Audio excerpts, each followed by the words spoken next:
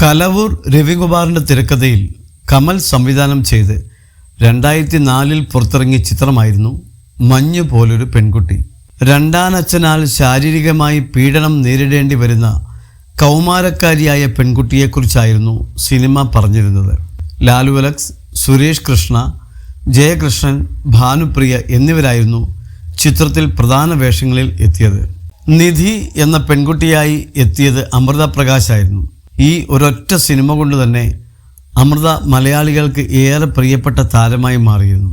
Cinema വന്ന് 20 വർഷങ്ങൾ പൂർത്തിയാകുമ്പോൾ കൂടെ അഭിനയിച്ച ജയകൃഷ്ണനുമായി ഇന്നും കോണ്ടാക്റ്റ് ഉണ്ടോ എന്ന ചോദ്യത്തിന് മറുപടി നൽകുകയാണ് അമൃത പ്രകാശ്. ബിഹൈൻഡ് റൂട്ട്സിന് നൽകിയ അഭിമുഖത്തിൽ സംസാരിക്കുകയായിരുന്നു താരം. ഞങ്ങൾ ഇപ്പോഴും കോണ്ടാക്റ്റ് ഉണ്ട്. ഇത്ര വർഷങ്ങൾ കഴിഞ്ഞിട്ടും ഞങ്ങൾ ഇപ്പോഴും ഫ്രണ്ട്സ് തന്നെയാണ്. ഇടയ്ക്ക് സംസാരിക്കാറുമുണ്ട്.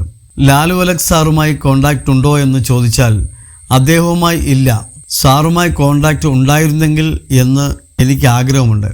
ആ സിനിമയുടെ ടീം മുഴുവൻ ഞാനുമായി വളരെ ക്ലോസ് ആയിരുന്നു.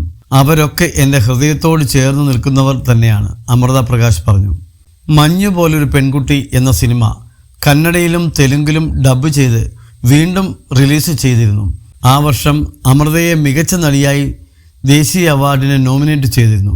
4 വയസ്സുള്ളപ്പോൾ പരസ്യത്തിലൂടെയാണ് താരം തൻ്റെ കരിയർ ആരംഭിച്ചത്. റസ്ന, റെഫിൽസ് ലെയ്സ്, ഗ്ലൂക്കോൺ ഡി, ഡാബർ തുടങ്ങിയ പ്രമുഖ ബ്രാൻഡുകൾക്കായി 50ലധികം പരസ്യങ്ങളിൽ അമൃത അഭിനയിച്ചിരുന്നു.